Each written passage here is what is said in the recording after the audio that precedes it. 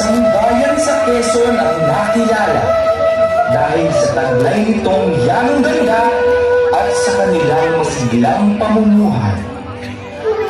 Ayon sa kasaysayan, ito ay ipinangalan sa isa sa naging pinuno ng bayan na si Simeona Mangaba o mas kilala sa tawag na Ate Mona.